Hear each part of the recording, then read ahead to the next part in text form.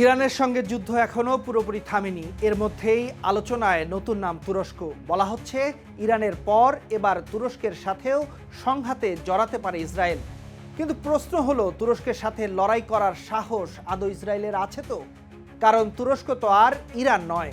বোমা, ড্রোন কিংবা যুদ্ধবিমান, সাম্প্রতিক সময়ে সবগুলো ক্ষেত্রেই রীতিমতো লাফিয়ে গিয়েছে তুরস্কের সামরিক শক্তি।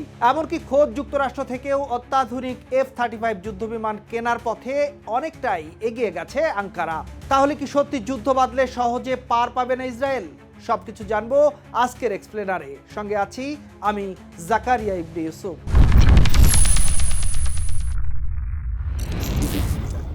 তুরস্ক ইসরায়েলের সম্পর্কের এই তিক্ততা কিন্তু হুট করে তৈরি হয়নি। গাজা যুদ্ধ শুরুর পর থেকেই এরদোয়ান বারবার ইসরায়েলকে তুলোধুনো করে আসছেন। 2024 সালে তুরস্ক ইসরায়েলের সঙ্গে বাণিজ্য বন্ধ করে দিয়েছিল। এরপর ইরান ইসরায়েল যুদ্ধ শুরু হলে সেই দূরত্ব আরও বেড়েছে। ইসরায়েলের সাবেক প্রধানমন্ত্রী নাফতালি বেনেট তো তুরস্ককে রীতিমতো নতুন ইরান বলে আখ্যা দিয়েছেন। অর্থাৎ ইরানের শক্তি কমে যাওয়ার পর ইসরায়েলের চোখে এখন নতুন প্রতিপক্ষ হয়ে উঠছে তুরস্ক। শুরুতেই বলে রাখি, তুরস্কের সামরিক শক্তি নিয়ে কথা বলতে গেলে সবার আগে আসবে কান নামের যুদ্ধ বিমানের কথা।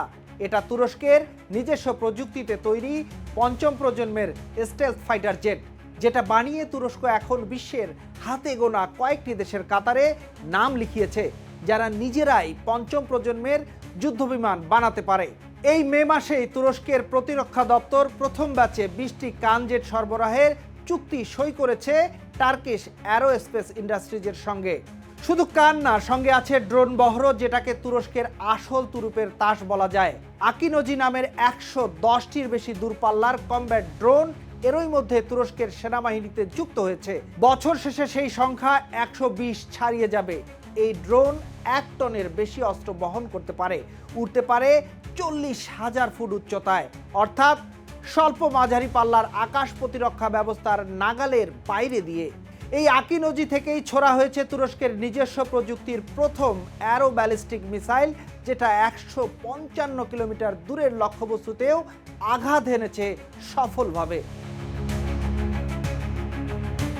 এখানেই শেষ নয়। বাইরাক্তার TB2 দিয়ে যে ড্রোন বিপ্লবের শুরু, সেটা এখন পৌঁছে গেছে কিজিল এলমা আর আঙ্কা 3 নামের স্টেলথ কমব্যাট ড্রোনে, যেগুলো মনুষ্যবিহীন হয়েও সরাসরি আকাশ যুদ্ধে অংশ নিতে সক্ষম আর কানজেটের সাথে জোট বেঁধে একসাথে অভিযান চালাতে পারে। এবছরের ডিফেন্স শোতে দেখানো হয়েছে কানজোটের নেতৃত্বে দুটো আঙ্কা 3 ড্রোন একসাথে সমন্বিত অভিযান চালিয়ে সফলভাবে একটা লক্ষ্যবস্তু ধ্বংস করেছে। অর্থাৎ চালকবিহীন এই ড্রোনগুলো এখন সবচেয়ে ঝুঁকিপূর্ণ অভিযানের কাজ সারবে। আর পাইলট সহ যুদ্ধবিমান থাকবে অনেকটা পেছনে নিয়ন্ত্রকের আসনে। মিসাইল প্রযুক্তিতেও কম যায় না তুরস্ক। টাইফুন নামের ব্যালিস্টিক মিসাইলের সর্বশেষ সংস্করণ শব্দের চেয়ে 5 গুণ বেশি গতিতে ছুটতে পারে, পাল্লা প্রায় 800 কিলোমিটার। 2026 সালে এই মিসাইল ব্যাপক হারে উৎপাদনে যাওয়ার পরিকল্পনা করছে আঙ্কারা। সাথে আছে দেশীয় প্রযুক্তির আল্ট্রা ট্রাঙ্ক, যেটার সরবরাহ শুরু হয়েছে গত বছর থেকেই। এবার আসি F-35 প্রসঙ্গে। 2019 সালে রাশিয়া থেকে S-400 প্রতিরক্ষা ব্যবস্থা কেনার কারণে যুক্তরাষ্ট্র তুরস্ককে F-35 কর্মসূচি থেকে বাদ দিয়েছিল, সাথে দিয়েছিল নিষেধাজ্ঞাও। কিন্তু এই জুলাইয়ে আঙ্কারায় ন্যাটো সম্মেলনে দাঁড়িয়ে যুক্তরাষ্ট্রের প্রেসিডেন্ট ট্রাম্প ইঙ্গিত দিয়েছেন তিনি তুরস্কের উপর নিষেধাজ্ঞা তুলে নেওয়ার পাশাপাশি F-35 বিক্রির বিষয়টাও ভেবে দেখছেন। তুরস্কের কর্মকর্তারা বলছেন প্রাথমিকভাবে 6টা F-35 জেট পাওয়ার আশা করছেন তারা, যদিও মূল দাবি ছিল 40টিরও বেশি। তবে বিষয়টা এখনো ঝুলে আছে, কারণ S-400 এখনো তুরস্কের হাতেই আছে আর যুক্তরাষ্ট্রের কংগ্রেসে এই বিক্রির বিরুদ্ধে আপত্তিও তীব্র। ইসরায়েলের প্রধানমন্ত্রী নেতানিয়াহু নিজে সতর্ক করে বলেছেন এরদোয়ান সরকারের হাতে F-35 গেলে সেটা আগ্রাসনে ইন্ধন যোগাবে। গ্রিসও একই আপত্তি তুলেছে, তবুও ট্রাম্প বলেছেন এটা অসাধারণ একটা যুদ্ধবিমান, বর্তমানে সবচেয়ে সেরা, আর তুরস্কের বিষয়টা নিশ্চিতভাবেই বিবেচনায় আছে তার।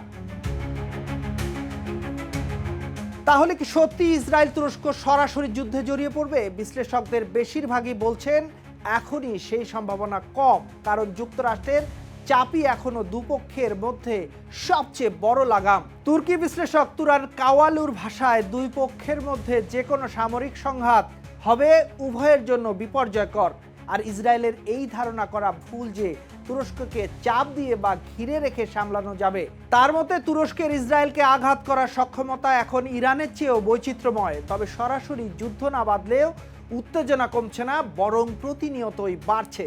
সিরিয়ায় তুরস্কের প্রভাব বিস্তার, পূর্ব ভূমধ্য সাগরের জ্বালানি সম্পদ নিয়ে দ্বন্দ্ব, আর দুই দেশের সামাজিক মাধ্যমে একে অপরকে আক্রমণ করা বিবৃতি, সব মিলিয়ে সম্পর্কটা প্রতিদিনই আরেকটু জটিল হচ্ছে। বিশ্লেষকরা বলছেন এই মুহূর্তে যুদ্ধ না হলেও দুই দেশ একে অপরকে যেভাবে কৌশলগত প্রতিদ্বন্দ্বী হিসেবে দেখতে শুরু করেছে, তাতে সামান্য একটা ভুল হিসাব থেকেও বড় সংঘাত বেঁধে যাওয়ার ঝুঁকি একেবারে উড়িয়ে দেওয়া যায় না। সব মিলিয়ে হিসাবটা যা দাঁড়াচ্ছে, তুরস্ককে হুট করে ঘায়েল করা ইসরায়েলের জন্য মোটেও সহজ হবে না। উল্টো আরও তুরস্কের হাতে মার খাওয়ার ঝুঁকি আছে ইসরায়েলের। তুরস্ক বিরাট দেশ, অন্যদিকে ইসরায়েল পৃথিবীর অন্যতম ছোট দেশগুলোর একটি। এখানেও হিসাবটা পাল্টে যেতে পারে। ইরানের ব্যাপক আকারের জন্য ভুগতে হয়েছে ইসরায়েল আমেরিকাকে। তুরস্কের হাতে আছে নিজস্ব স্টেলথ জেট, শক্তিশালী ড্রোন বহর, দূরপাল্লার মিসাইল, আর যুক্তরাষ্ট্রের কাছ থেকে পাওয়া F-35। তাই যুদ্ধ বাঁধলে সেটা হবে ইসরায়েলের সাম্প্রতিক ইতিহাসের সবচেয়ে ঝুঁকিপূর্ণ লড়াইগুলোর একটি। প্রশ্ন হলো, সেই ঝুঁকি নেওয়ার সাহস আদৌ কি আছে তেল আবিবের?